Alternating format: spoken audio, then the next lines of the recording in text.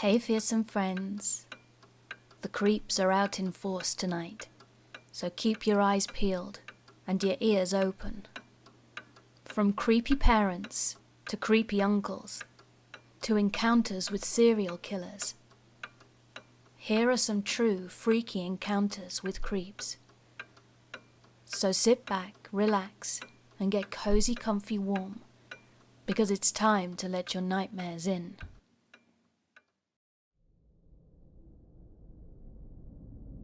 This story isn't as terrifying as some of the other encounters on the subreddit. It's more in hindsight that this encounter becomes scary, but I would like to share it anyway. First, I need to give some context because it's important to the story. I grew up in a village in England. It has a primary school that is highly reputable in the area, and further down the village there's a playground which backs out onto a football field. On one side of the field there's a church and graveyard with a high stone wall separating the two, covered on the playground side by various hedges and trees.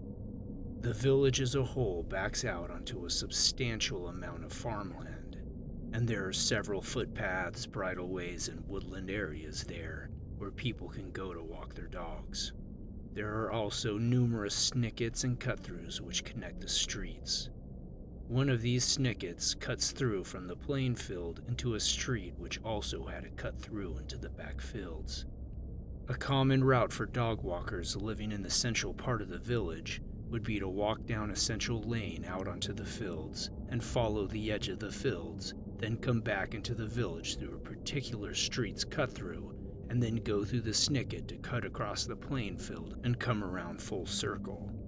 So, with all of this in mind, it was also quite common for parents to take their children down to the park after school or on weekends so that they could play with their school friends while the parents socialized, and it wasn't uncommon to encounter a dog walker as, at the time, dogs were allowed on the field as long as they were kept on a lead. On this particular day, my dad had taken me down to the playground, and we were dipping in and out of the gaps in the foliage by the stone wall. We did this because it put us out of our parents' line of sight, which we, as young children, thought was excellent. The parents were comfortable with this because they could see us dipping in and out of the tree line as we played, so they knew exactly where we were, and we couldn't slip down the snicket without coming into their line of sight. On this particular day, though, a man came out of the snicket and approached us. He was entirely unremarkable.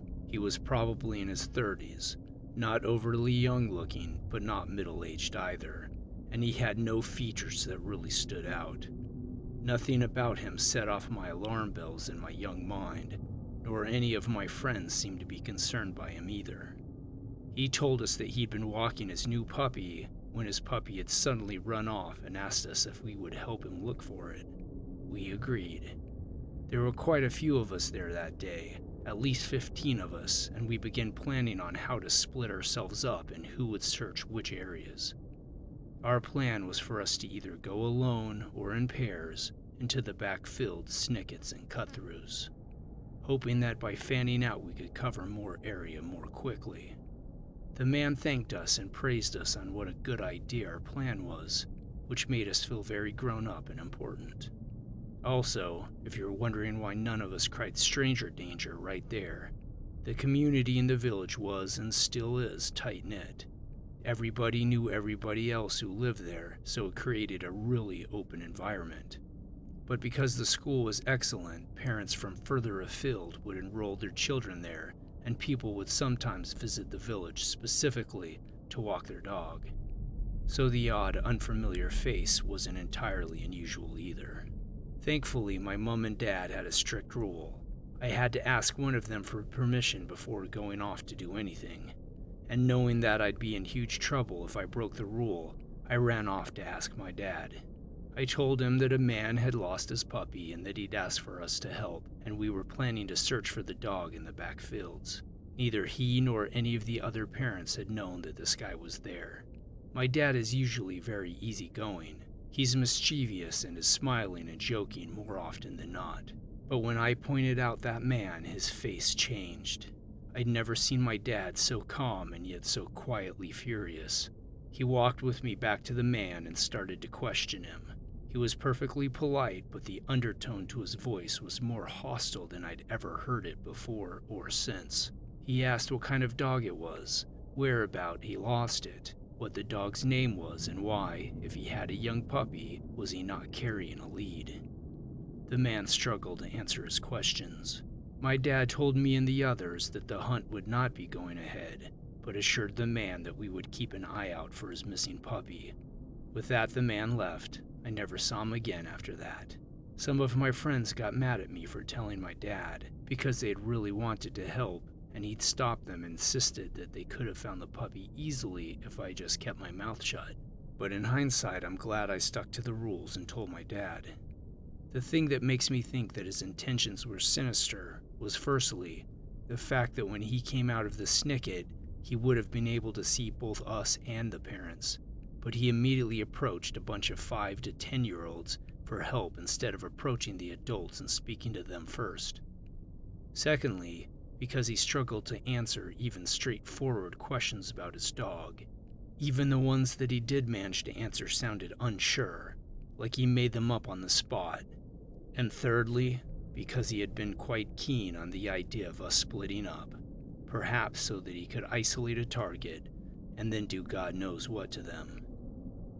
And looking at it in hindsight, as an adult, it still terrifies me how naive we were, and how if I hadn't been such a goody two-shoes that the encounter might have ended very differently.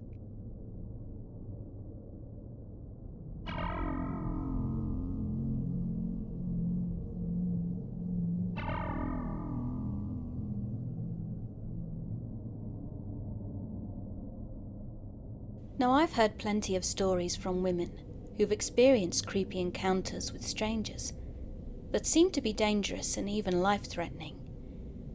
But I've never understood this fear until yesterday evening. I was a bit sad due to plans falling through with a friend, so I drove to a Bahama box that was outside of my city to get some shaved ice to cheer myself up. I'm 19 years old, and I was alone. But I didn't think to be cautious, since I'd grown up in this city and had never experienced anything like this before. On my way there, I noticed a car driving behind me very sporadically.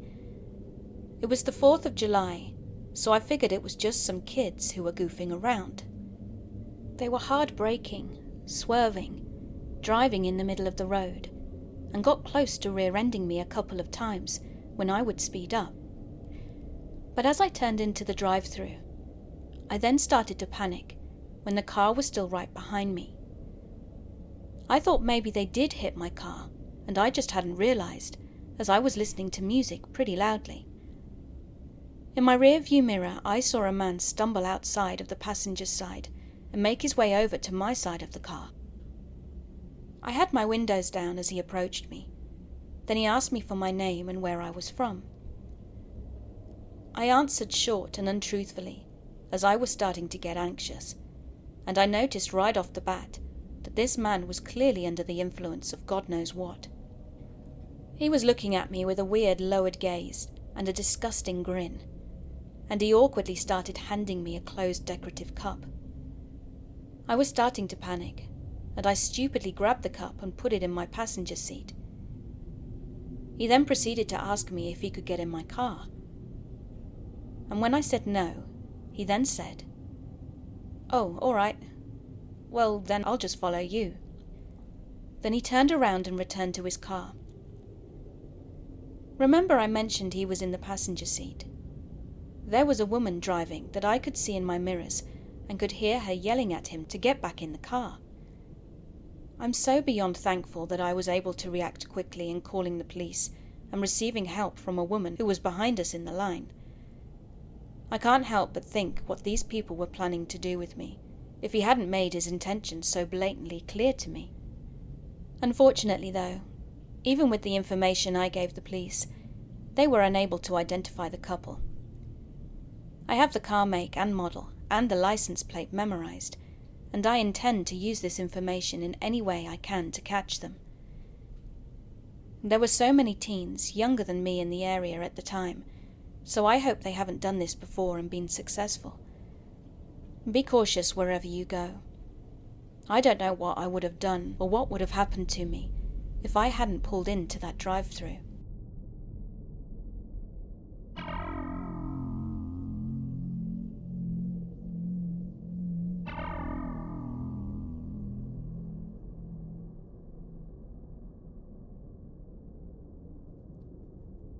Secrets of the Universe. I do apologize for the long text, but I've been wanting to share this for a while. This happened years ago when I was in LA during my freshman year of college. I, male 18, was walking back to my dorm after an evening class. My place wasn't very far from the school building. It was a 5-minute walk down the street, so I'd always walk home. There weren't a lot of students around, but I always took this path back to my place without incident. I had no reason to be worried about my surroundings that night. I was about 1 block away from my dorm when I was stopped by 2 individuals, a man and a woman. Both looked to be in their late 20s. Let's call them Jay and Ann. The street was well lit, so I was able to make out the clipboards and satchels they were both carrying. I figured they were recruiters for some club on campus until Jay asked me a peculiar question. Do you want to know the secret of the universe? I was taken aback by the question. It wasn't something I'd normally be asked on a Monday night. Being the curious 18-year-old that I was, I entertained his question by saying I didn't know what he was talking about. Jay asked me for 5 minutes of my time to elaborate. I spent about 15 minutes listening to this guy give this lecture about finding inner peace, while Anne would chime in with her own elaborations. Eventually, this all came back to a lecture about religion, and the so-called secret was getting into heaven. I really wasn't interested in religion at that time, still not, and was admittedly let down by their answer. They pushed to further the conversation, but I insisted that maybe another time and tried walking away. Anne stepped in front of me and reassured me that this was something I needed to hear. Jay approached right behind me. They had surrounded me. In my mind, I knew now was the time to leave.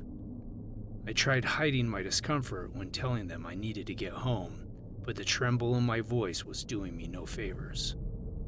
Anne, with a warm but robotic voice, tried to relax me and offered to drive me home.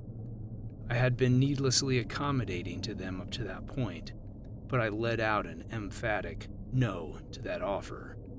They both asked where I lived, but at that point I was dodging their questions. I thought about running home, but I didn't want them potentially chasing me to my place. Sensing my discomfort, they then attempted to have small talk with me, ask me what I was studying and how I was liking school so far. Then a car pulled up next to us. The driver came out to greet Jay and Ann. They knew each other. They offered one more time to drive me home. My response was the same, this time with some desperation in my voice. Jay and Ann looked visibly upset. They had a conversation among themselves, and Ann and the driver went into the car. Jay approached me with a clipboard. Attached was some application form asking for name, address, phone number. Jay wanted my info to continue the conversation for another day. Definitely suspicious, but I was just relieved that he decided to back off. I provided a fake address and surname. I had pulled out my phone earlier in the encounter, so I figured Jay was going to try calling my number to be sure I wasn't lying. I reluctantly gave him my number, and he did in fact call it. He told me he'd be in touch and got in the car. They were gone. I was so embarrassed by my lack of common sense throughout the incident that I didn't tell anyone about what happened that night. Not even sure who those people were or what they were up to. I just knew I wanted to move on. Jay did try contacting me in the following weeks. I ghosted him and blocked his number and never heard from him again. I ended up taking a different route home for the rest of the year without incident. I never saw Jay or Ann on campus again.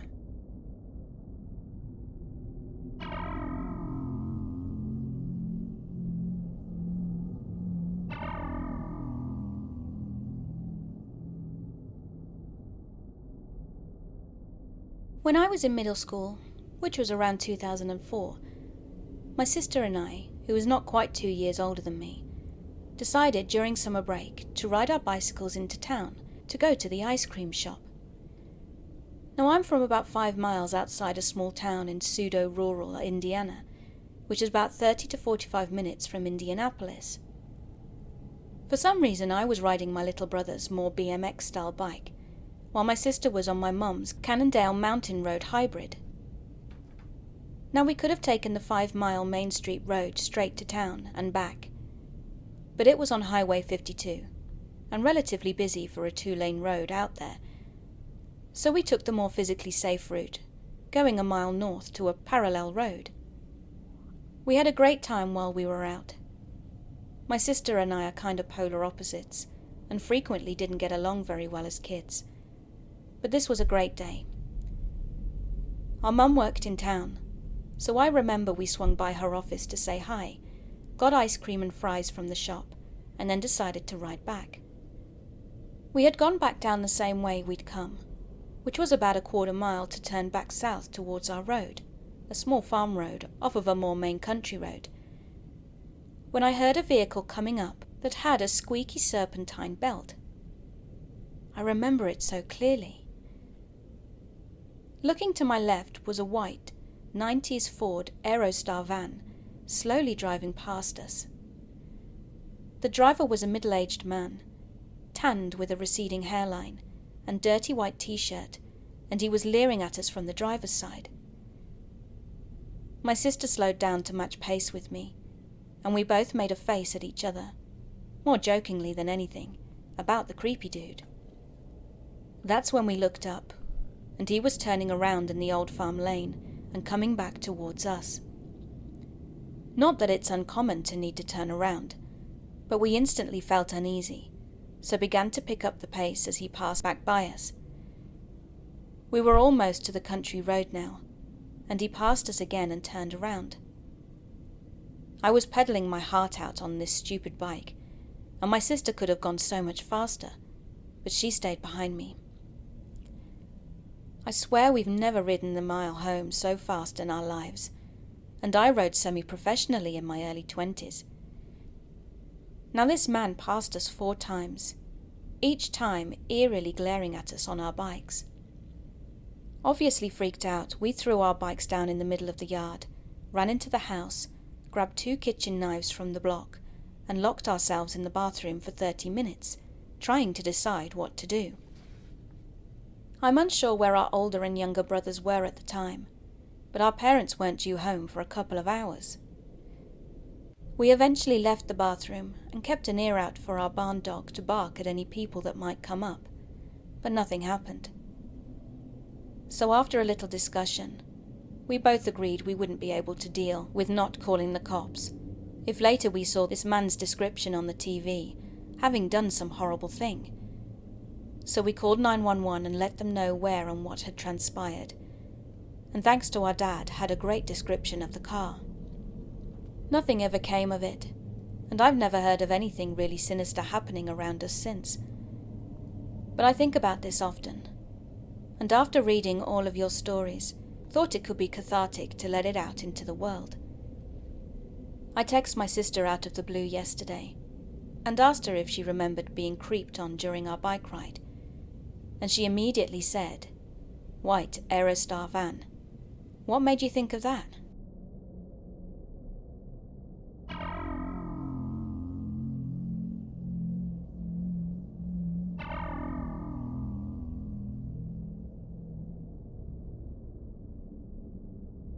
Now my girlfriend, a 23-year-old female, and I, a 20-year-old female, were just vibing late one night on a Tuesday, about 2 weeks ago in our apartment. We had just been having a good night, and it was about 3 a.m, so we turned off the TV and started to try to sleep, when suddenly there was a loud banging on the door. Our dog was flipping out, growling and barking at it, and my girlfriend and I were completely startled. We looked at the time, and it was exactly 3:02 a.m, so we were pretty freaked out by the aggressive banging. My girlfriend got up and looked through the peephole, and saw a very large African-American man just standing there. He looked to be in his late 30s, and she got a better look at him, as I was too scared to look, and she yelled at him through the door and asked what he was doing. He stopped knocking for a second, but didn't say anything, and then carried on banging. He eventually gave up and went away at 3:06 a.m. After this, we were very shaken up, especially since we were two young girls alone, without anything really to defend ourselves. We were too afraid to sleep after that, and especially because our glass sliding door to our balcony didn't lock. It's been broken since we moved in. We were so freaked out, wondering whether to call the cops or not, and wondering what kind of a person does something like this at 3 a.m. I was convinced that if we had have opened the door, he would have forced his way in and hurt us. So 2 hours later, and we were just starting to calm down, when the banging started again. He was back, and the time was now 5:02. I still to this day think it's weird that he came back at the exact same time, 2 hours apart. This time my girlfriend shouted more at the door, and asked what he wanted. I was freaking out and cuddling our dog, who was scared and whining, but this time he spoke up. He began asking if we knew some guy named Kyle on the 3rd floor, and saying that we needed to open the door because he couldn't hear us. At one point she touched the lock by mistake, and he darted quickly forward. Eventually she shouted to go away, as it was the middle of the night. So he said sorry, then he left. We were totally freaked out after that, and thought we should have called the cops. But to be honest, we don't like cops, and our stoners, with a sheet of acid in the closet, so we didn't really want them involved. But we told our apartment front desk at least, and thinking that was that, Saturday rolled around 4 days later, and this guy was back again. This time it was during the day around 11 a.m, so my girlfriend opened the door, even though I was still scared and didn't want her to, and he told us we were hot and he wanted to take us back to his apartment, as he'd been watching us from his balcony this whole time. He then pointed to the apartment that he lived in, which was across from us, and he sounded like something was wrong with him when he spoke, like he was mentally challenged or had a brain injury or something. But we told him we were lesbians and not interested, and to go away. Thinking back now, it really is creepy, because we did see a guy on the balcony across the way whilst we were smoking, who was staring at us, and this was about 2 weeks before all this happened. We reported it again to the front desk, because we now knew where the guy lived.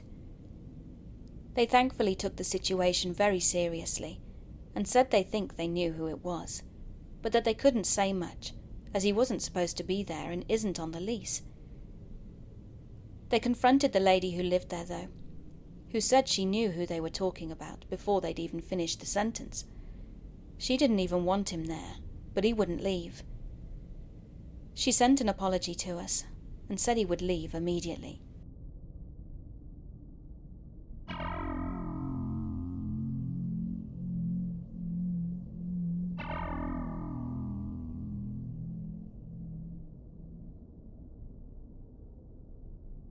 Creepy man in the hospital sitting in the dark. This happened maybe 5 or 6 years ago. I was a kid, maybe 11 or 12 years old.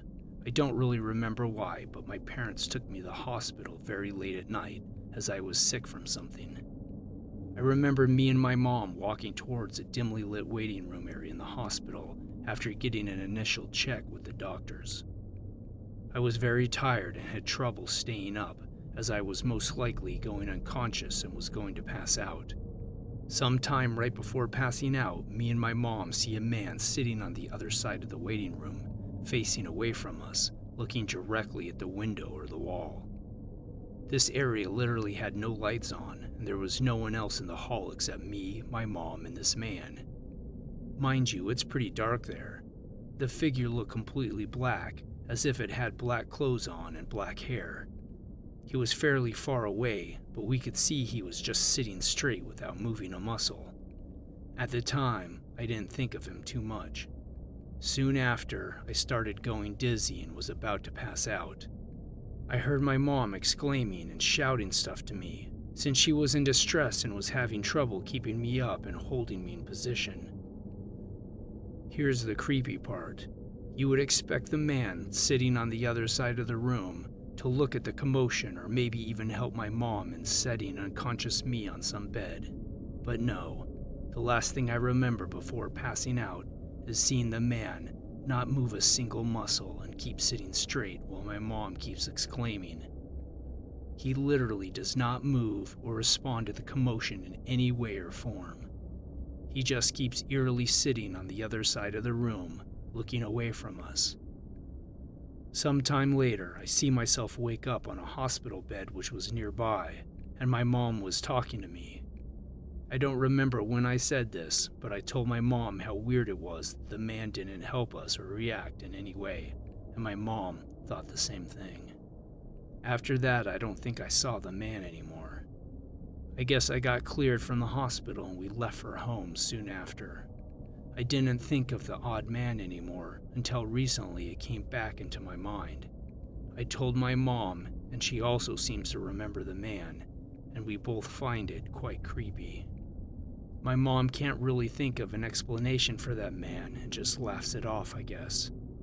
I still find it extremely creepy how the man was just sitting straight, doing nothing, facing away from us, in the pitch darkness, during the night, in the hospital waiting room, with no one else nearby, excluding me and my mom. I keep thinking if this was something paranormal at hand, or if the man was just unresponsive and uncaring of the situation. Perhaps he just liked to sit in the darkness, who knows. All I know is that this wasn't just my imagination, as my mom was also a witness of this.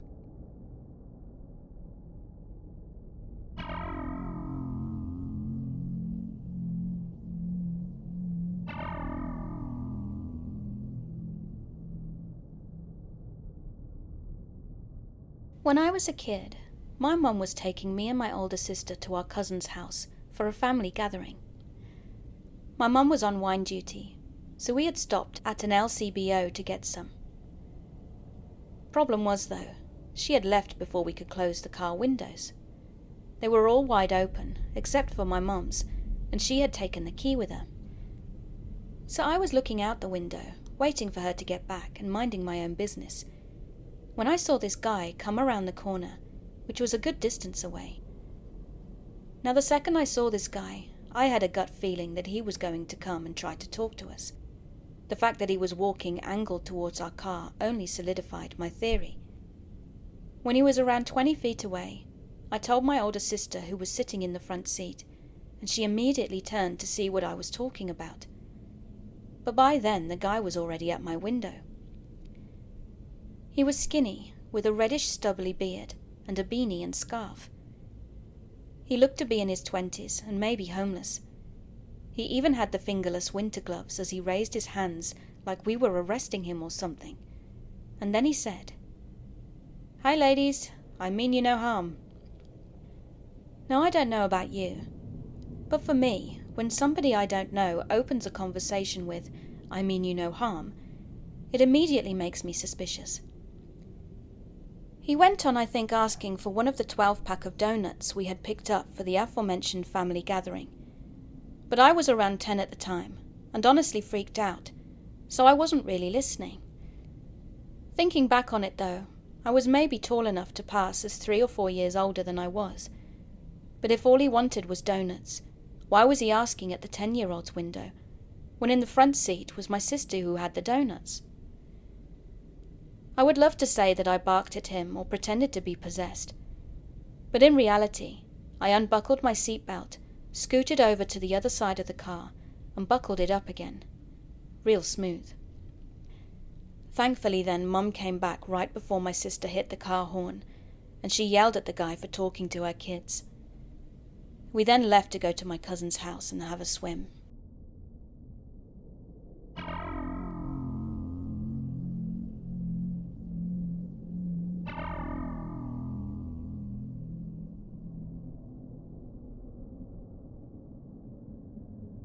In 2015, I worked as a bartender after college while job hunting for a corporate gig. One of the 2 bars I worked at is a local corner bar, away from the main downtown of the city I lived at the time. It was wonderful to work at because the owners and regulars treated me like family, but the location was isolated, across from an industrial steel plant and nowhere near any of the other bars and restaurants. The owner never stayed long after opening, and the bartenders were responsible for locking up since we did not serve food and there was no kitchen staff. It was just a very small local establishment, so I often found myself closing it down alone at the end of the night. Once a week, a local billiards league would host a night at the bar and play against rival leagues from elsewhere. There was a man who I'll refer to as Brian, not his real name, on one of the visiting teams that would come every other week or so.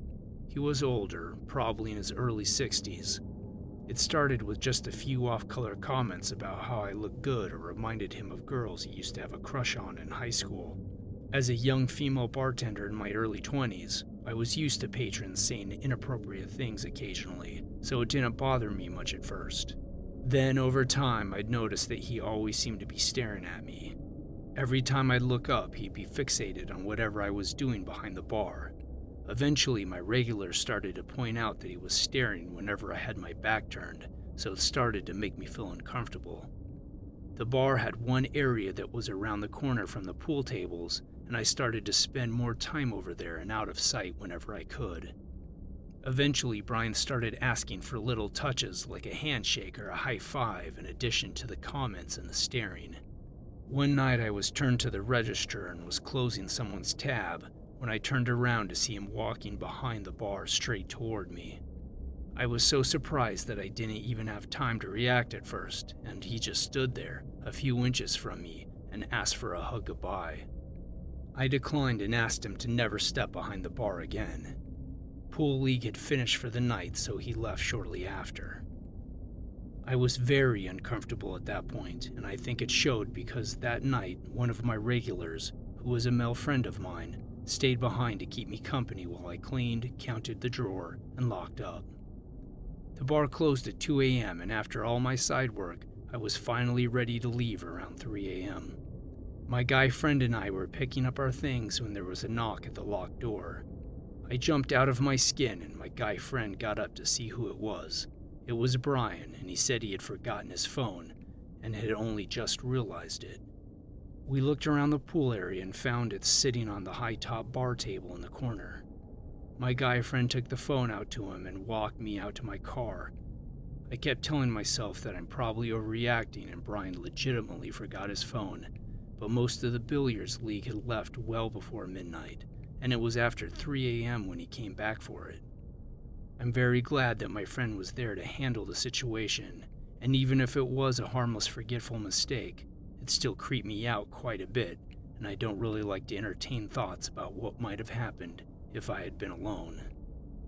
I requested not to work the billiards after that. The owner of the bar didn't think Brian was dangerous, but let me switch with another bartender because I was uneasy. Thankfully, I did not see him again, although I've always half expected him to show up on other nights.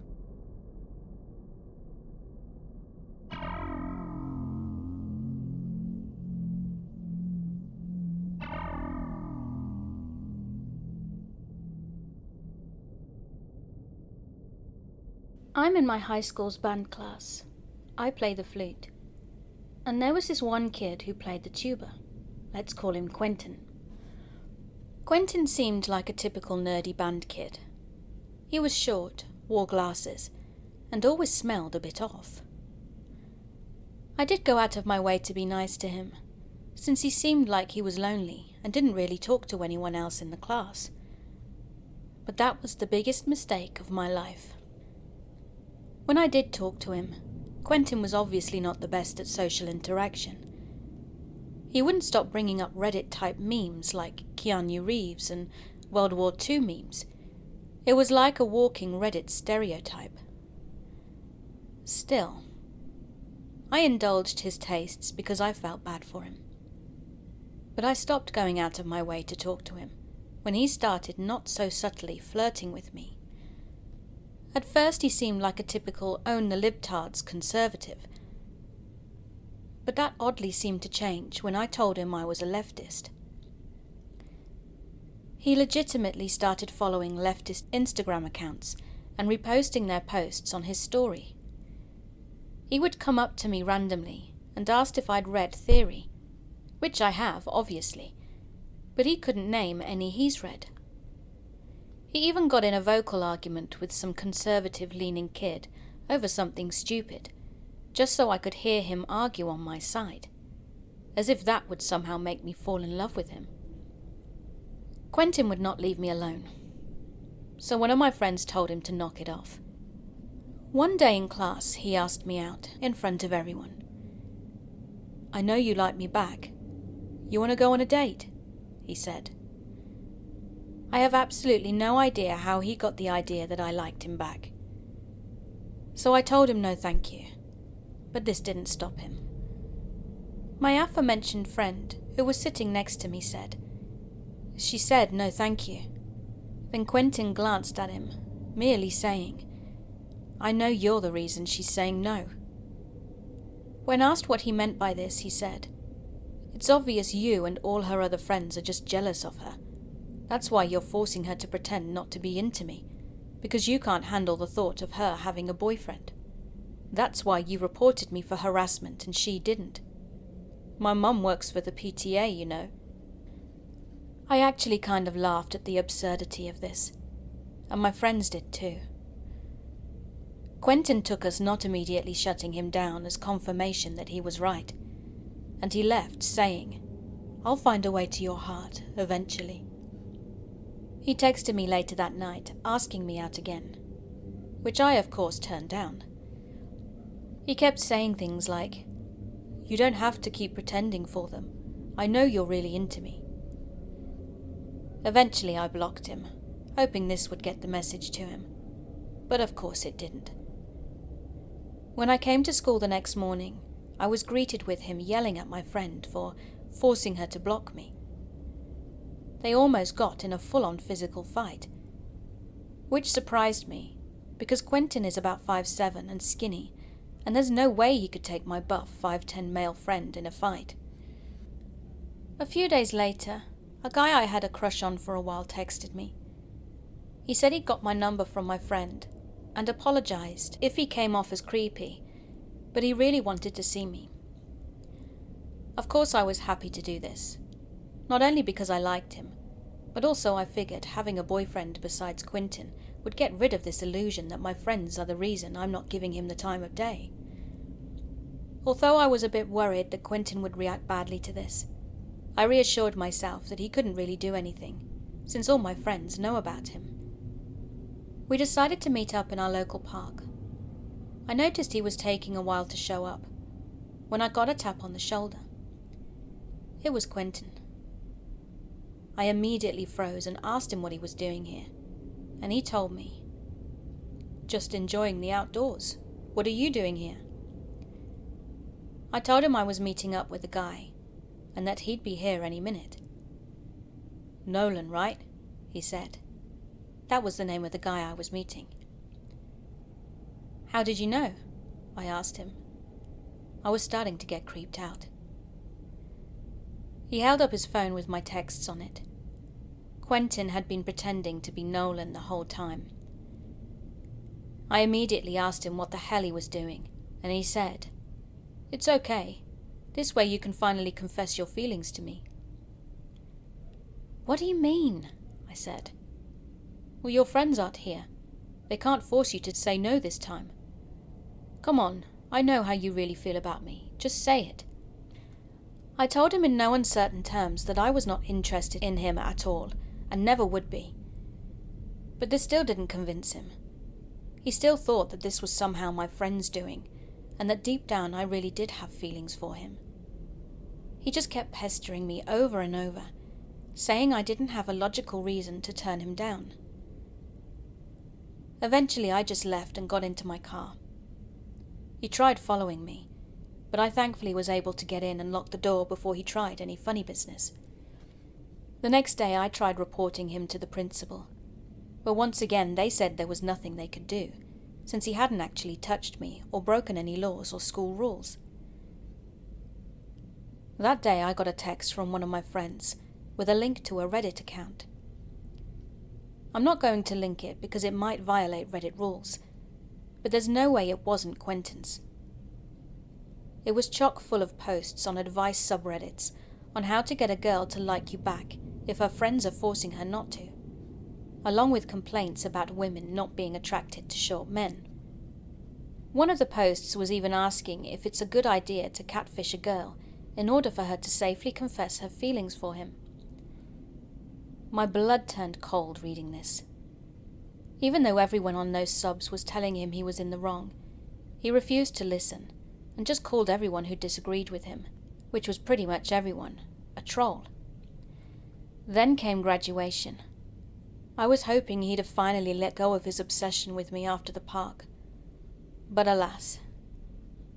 When my name was called up, as I was getting my diploma, I heard him yell my name and him telling me he loved me. I got major second-hand embarrassment from this, as did pretty much everyone else there, I'm sure. After the ceremony was over, I saw him yelling at his parents, saying, "I don't want to talk to anyone tonight. My night's been ruined already." They were begging him to at least talk to his relatives who'd travelled all the way from out of state to see him, but he just stormed off crying, like he expected me to just jump into his arms. This all happened just a few days ago, and I'll update you if he does any more creepy stuff.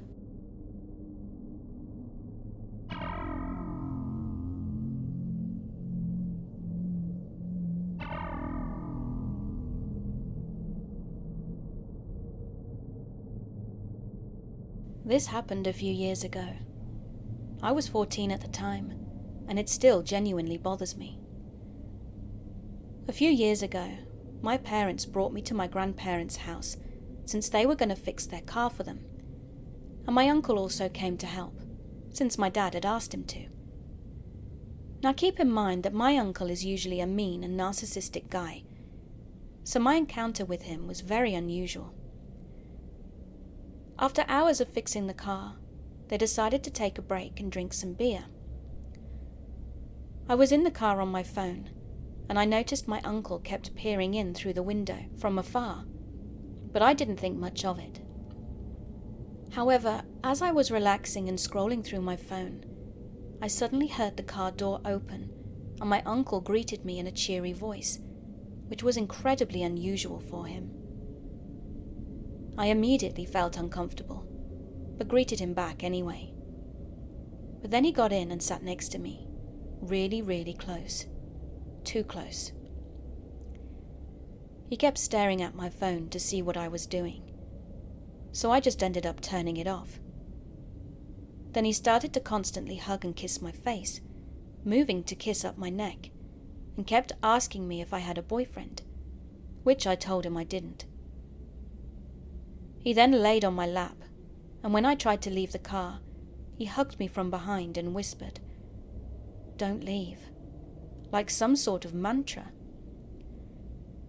But I did anyway, and ran to my parents. I don't know if I was just being overly dramatic, but this encounter definitely bothered me.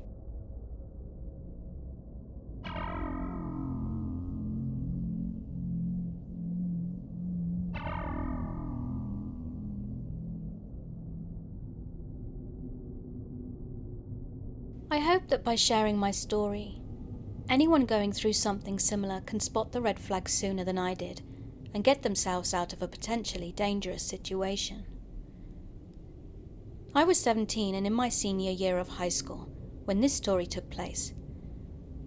I took pottery as one of my electives, and in that class I met Beth, who was a junior. We became good friends instantly, and I brought her into my friend group, since she was new to my school and hadn't made any friends yet. During my senior year, I was going through a lot. My mum and dad got divorced. My mum stopped her meds and had uncontrollable mood swings and anger outbursts, and she brought in a new man soon after who was an absolute lunatic. I confided in Beth during that time, and she told me I was always welcome to stay at her house so I didn't have to be around all that chaos. So almost every weekend, I stayed over at her house. This meant I was around her parents from time to time, but mainly her father, since he worked from home in his office and her mum travelled a lot for work. Beth told me some pretty weird things about her parents. She said they were swingers and would occasionally bring home random couples to hook up with. She said she thought that it was gross and couldn't wait to move out. I got weird vibes from her parents almost instantly, but particularly the father, who I will call Joe for the remainder of the story. The first thing I noticed was how strangely he treated Beth. This one time, Beth and I were in the kitchen making something to eat, and Joe came and started messing with her, almost like how siblings play fight with each other. He would get a spatula and playfully smack her with it, and then she'd get annoyed and run after him. Or he'd poke her 1,000 times just to annoy her, and then they play pushed each other. I could tell Beth was genuinely annoyed with him, and got so frustrated she yelled at him to stop, but he would just laugh it off like a kid. Maybe some wouldn't find that strange, but to me it was just plain weird. Another huge red flag involving her father was the time Beth heard through the grapevine someone at school was talking crap behind her back. Her dad was so invested in the drama and wanted to know everything going on. He made a literal KIK account, a messaging app, and told off the girl who was apparently talking crap, saying horrible things to her. It was known that the girl was raped her freshman year of high school, and Beth had told her father about that. When he was writing those messages, he literally told her that she deserved it, which is beyond messed up. That was such a red flag, and I should have stopped going over there, but I was young and stupid. They also treated me like a daughter, and did a lot for me, so I felt like I was sort of obligated to keep going there. But as more and more time went on, the weirder and creepier things got, and now he started shifting over to me. I remember it being May 2016, and Beth and her parents wanted to throw me a graduation party. Or should I say Beth and her dad, because the mum was away on a business trip. They knew I was going through a lot, and that this would cheer me up. So I was thankful that they were doing that for me. The day before the party, I had to go to the dentist and get one of my molars extracted. And Beth's father said he could pick me up and just take me to their house after, since I would be staying overnight and having my party the next day. When he came to pick me up, we had a long drive to their house, because they lived in the middle of nowhere. During the ride, Joe's son, a son from a previous marriage, called him. After a few minutes into the conversation, Joe said, "I'm not doing too much, just taking Sarah to the house and setting up the party for tomorrow. She just went to the dentist, so she's got gauze in her mouth and can't talk. Just how we like our women, eh, son?" And he let out the creepiest laugh. I just sat there in complete shock after hearing him say that. For the remainder of the car ride, I stayed silent. Not that I could have talked anyway. I had gauze all in my mouth. But I just wanted to get out of that car as fast as possible. We got to their house and started setting up for the party. For context, me, Beth, and all the friends that were coming were underage, but Beth's dad went crazy buying a ton of alcohol for us. I wasn't comfortable drinking because I had never really drank before, but I just went along with it and figured I didn't have to drink that much if I didn't want to. So the next day and the party's happening, and we're all having a good time, swimming, listening and dancing to the music, eating and drinking. Joe was practically with us the whole time, handing out drinks to everyone. He was trying to include himself in our conversations and wanted to hang out with us. I thought it was so bizarre, but I tried to look past it and enjoy my time, because they really put a lot into the party. Now nighttime rolls around, and the majority of my friends started to leave, but a few asked if they could stay the night because they were too drunk to drive home. Beth's house had a big living room, guest bedroom, and her sister's room was vacant since she had recently moved out. So Joe said they could all find a place to sleep. The people who stayed were basically all guys, and people who were more friends of our friends that heard about the party and just showed up. Some of them I had just met that day at the party. I was so shocked he let these guys stay over. He was so paranoid about Beth having a boyfriend or even going to prom with a guy, but yet he got these underage guys drunk and let them stay all over the house. Now here's where things took a huge turn and got so creepy. That same night, me, Beth, and the random guys were all chilling in the living room watching some movie and munching on snacks, when Joe decided to come out and sit with us, like he's one of the pals. He started talking it up with the guys, when out of nowhere he said, "Isn't Sarah a stunner? I always say once she's 18 she's mine, and I'm not letting no one else have her." Once I heard that, I was done. After I went home the next morning, I knew I had to stop going over, which ultimately meant I wouldn't be able to be friends with Beth anymore. I felt horrible, but school was over. It was summer and I graduated. Beth wasn't allowed to leave the house and hang out with friends since her parents were oddly strict, yet Joe gave us all alcohol and let guys stay the night. It makes no sense. So the only time I would be able to hang out with her is if I went back to her house, which I wasn't going to do. I was also moving to live with my grandma in another state, so it was the best decision for me at the time. I told Beth and she was devastated. I was her only friend, and she was trapped alone in that house. A month after that last incident, Joe showed up at my house. He had lent my mum something and was coming to pick it up. They were outside talking for over an hour, and I was trying to listen from the window. Basically, Beth told her dad I was moving, and he was trying to persuade my mum that I should live with them and that it would be good for me. He said they had so much room in their house, even had a car I could use. I wouldn't have to pay them anything. Now my mum, not knowing how creepy Joe was, because I never told her, told him she would talk to me about it. And that's when I basically told my mum everything that had happened with Joe, and she was disgusted and told me not to go there. Who knows what would have happened if I'd stayed with them. Beth was going to be back in school since she was going into her senior year. Her mum was always away for work, which means I would have been alone with Joe, which absolutely terrifies me. This all happened 5 years ago. The last time I heard from her was in 2017 after I had moved. Her sister texted me asking if I had heard from Beth. I said no, and she basically told me that Beth left home and nobody could reach her. I tried calling and texting her, but got no responses. But they found Beth shortly after, and when I asked if everything was okay, she said just some minor things had happened, but she's okay now. She didn't go into detail about what was going on, but it makes me wonder what happened for her to have to run away from home. I just hope she's okay now and out of that house. So an update on my mum. She's in such a better state of mind now.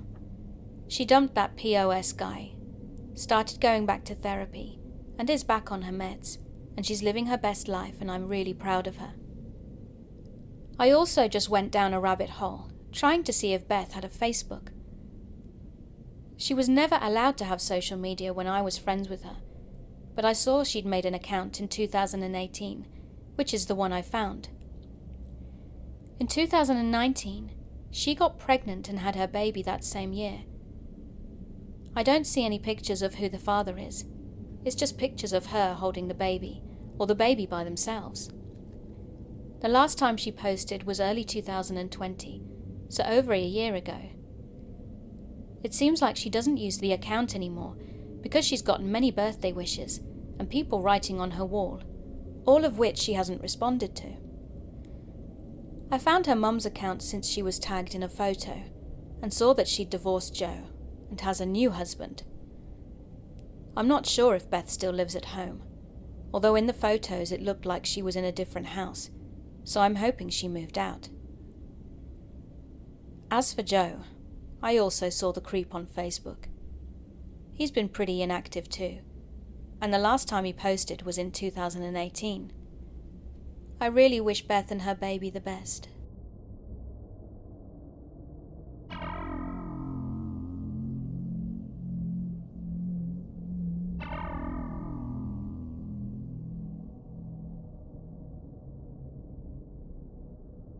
So this story took place in Helsinki, Finland, and I had planned to meet my friend since we hadn't met up in a while. We decided to meet in the city centre on a busy warm day in the capital of Finland. We went to go grab some lunch, and on our way there was this building site in a place where there's usually a walkway. The walkway was now a dark tunnel, since there was construction going on around the area, and I made a joke and said, "Do we dare go down there?" Because something in there bothered me somehow. We walked towards the tunnel, and immediately upon getting there, we saw two boys, around 10 to 11 years old, with an older man who was in his 50s to 60s and was dressed in a suit. As we walked past them, we could hear them talking about graffiti. And it was weird, because the older guy looked more like an auditor or something like that. A bit stereotypical, I know, but he didn't give off a vibe of someone who knew anything about graffiti. The boys were these typical little snotty kids, but cute in their own way. But I felt that they didn't know this man in any way. My friend and I got to the end of the tunnel, and we looked at each other and I said, "Did you sense something weird too?" She gave me a look and nodded, so we decided to stay where we were and just observe for a little while. So standing there casually chatting, and at the same time keeping an eye on these boys, they noticed quickly that we were looking at them, and they leered at us when they could. Now, there was a lady riding up on a bike, and was coming from the same direction as we'd come from the tunnel. The boys were then throwing litter on the ground, and had started to kick it under the wooden wall of the tunnel. The lady started to complain to the man by saying, "Is this how you raise your children? Teaching them how to destroy this planet?" The man got really angry, which made me even more suspicious, as he started to yell at the lady, and he was defending the boy who threw the trash. The lady then mumbled something and left with her bike. Now the older man had also noticed us watching and started to act a little nervously. They were talking for a while, until the man decided to leave, going in the same direction my friend and I were standing. He passed us by and looked straight at me, and the look he gave me was something inhuman. His eyes were cold, empty and dead. There was no warmth or empathy living inside. He then crossed the driveway to his bike and left. We wanted to go chat with the boys a little after he'd gone, as I wanted to know if they'd actually known each other or not. At first they claimed that they did know each other, but I didn't buy it, so kept asking until they admitted that they didn't know the man. I repeatedly told them to be really careful and not to trust everyone, but they told us that the guy was this old graffiti artist. I called BS and said that he'd just told them that so he could gain their trust and think he was cool. I then told them many times that they should be careful, until I saw that the other boy really understood, and it had sunk in. We continued our walk then, until we came across the man again. He was sat on some steps with his bike, about 100 meters from the tunnel. He was acting really weirdly, and was being really careful not to look towards us. I stared at him really angrily the whole time we were passing him, and after this, I don't know if the boys had left the tunnel or if the old man went back to them, but I really do hope the boys listened to me and didn't talk to that guy again. I got extremely bad vibes from this man from the start, and I think he was a paedophile. If I was totally wrong, I don't care. I acted by instinct and couldn't have just done nothing.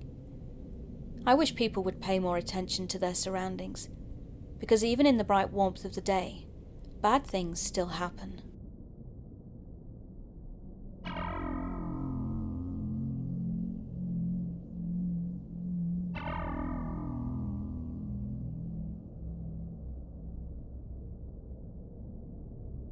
When I was 17 years old, there was a rumour going around that a back trail behind my street had devil worshippers go there who worshipped on it late at night.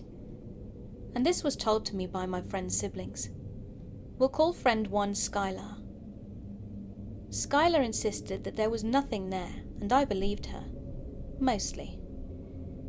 About a month after school had ended, I was really bored. So I texted friend 2, who we'll call Carly, and asked if she wanted to check the trail out with me. She agreed, and our parents told us to not stay out past 10 p.m. Carly and I spent too much time looking. Don't get your hopes up, there was nothing back there but country macs and a freeway. When we walked back up to our street, and it was 10:30 p.m. I could see my mum was waiting for me, and was clearly pissed off. But as I walked up my street towards my house, I saw an older man, and my stomach immediately sank. He nodded at me as I passed him, and I nodded back just to be polite.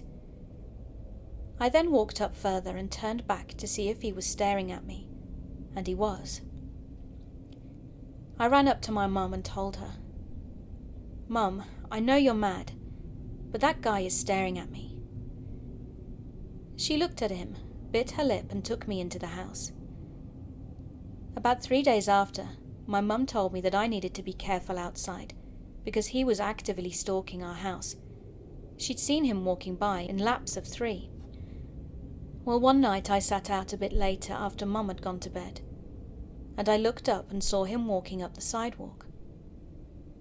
I ran into the house and FaceTimed friend 3, who we'll call Alexis, and when I was on the phone with her, I heard someone frantically rattling the doorknob as I began bawling my eyes out from terror. This nightmare finally ended the next day, when I was in the living room, and he was making his usual rounds, stalking our house, and Mum noticed him try to come up to the front steps. She cleared her throat though, and he ran off. When your parents give you a curfew, obey them. It's for a reason.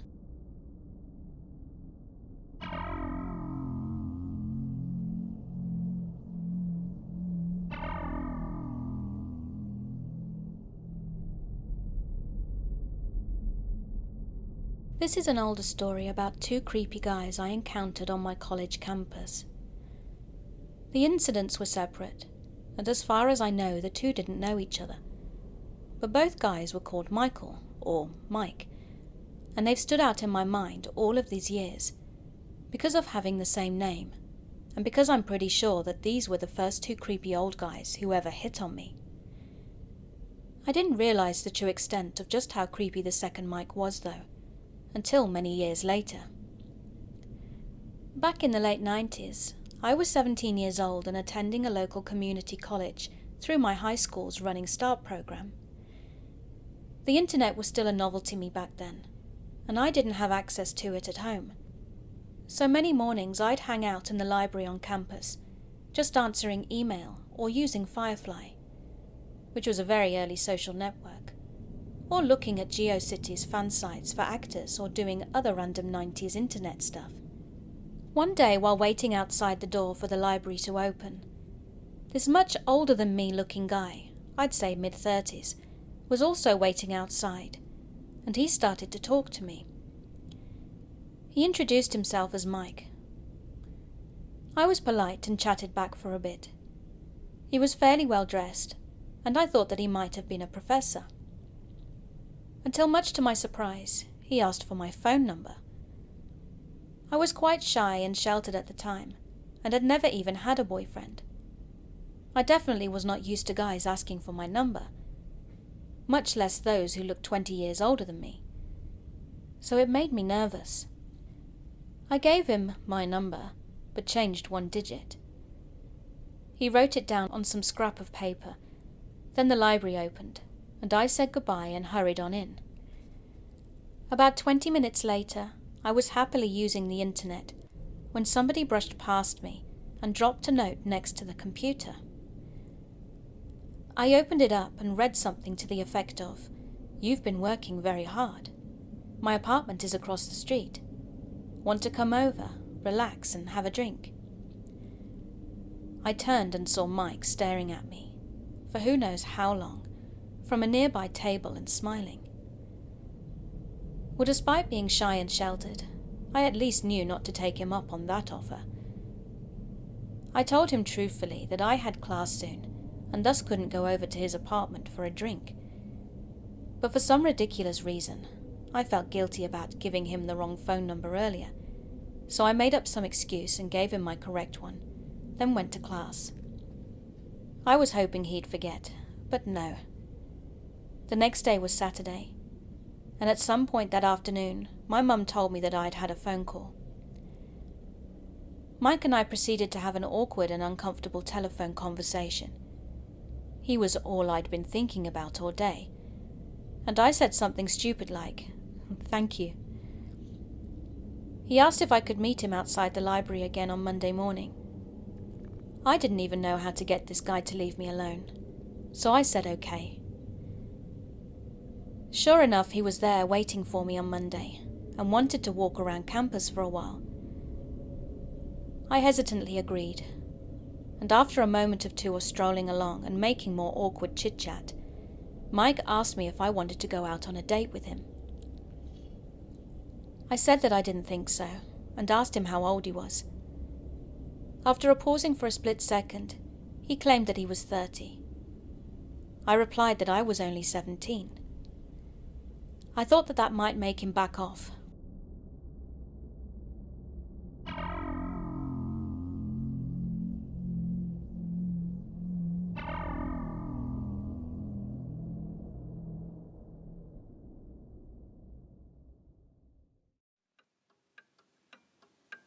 Hey, thanks for listening. I hope you enjoyed my video. And if you did, could you please give me virtual hugs by subscribing and clicking that notifications button. I also have a Patreon page and YouTube channel membership if you'd like to support me further. Thank you again for being here. Keep being creepy. In 2018, I moved 2 states away to avoid contact with my ex-fiancé. I was hoping the distance would help me get back to my normally cheerful self, but instead it resulted in a terrifying experience that haunts me to this very day.